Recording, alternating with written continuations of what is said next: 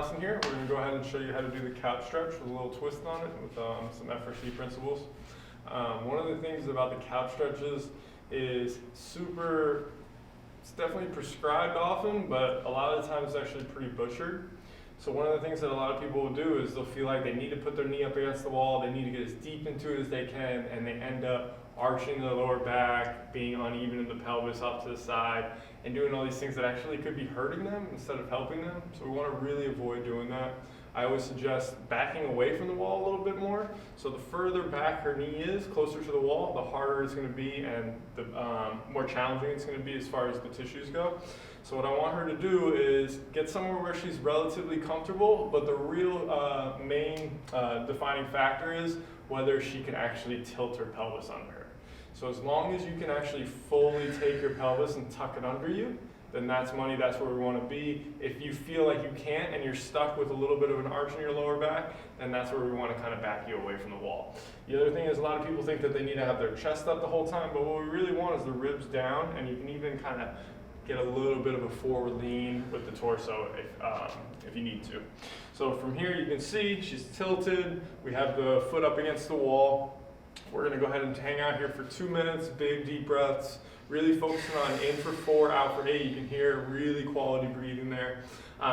After a workout, say you did some squats, this is a phenomenal thing as a passive stretch. 2 minutes, really get everything nice and smooth and get a little quality passive stretch out of quads.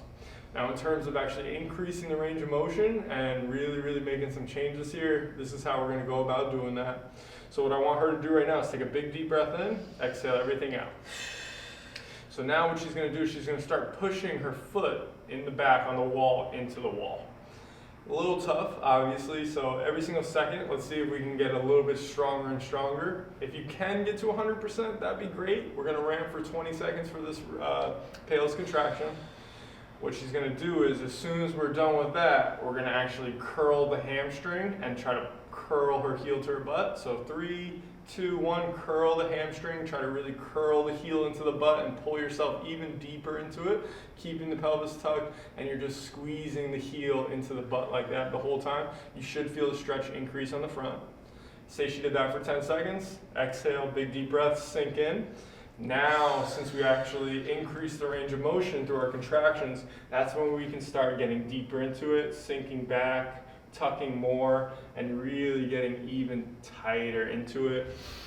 Stay here for 30 seconds, big deep breaths. We want to try to get at least 2 rounds of that after the 2-minute passive stretch, and then we want to just sink in, get 30 seconds of passive breathing. After the final round, if you can, try to stay in there for a full minute, big deep breaths. Yes, that's 4 minutes of the couch stretch. I guarantee after you do that, you're going to make some real changes, and you're even going to help solidify them by making it active instead of just hanging on for dear life. All right, so another thing that we can actually add to the couch stretch to really tie in the fascia all the way up the whole entire chain is we can go ahead and take a stick. We can go ahead and put that stick relatively close to her body, pretty much in front of her body, and we're going to go ahead and take that hand and we're going to reach up as high as we can. Ideally, we want this to be literally straight up, and then we also want to try to think about rotating here, not so much through her whole body, but more so just through the shoulder joint, and that's going to really tie up the entire line of fascia through her body.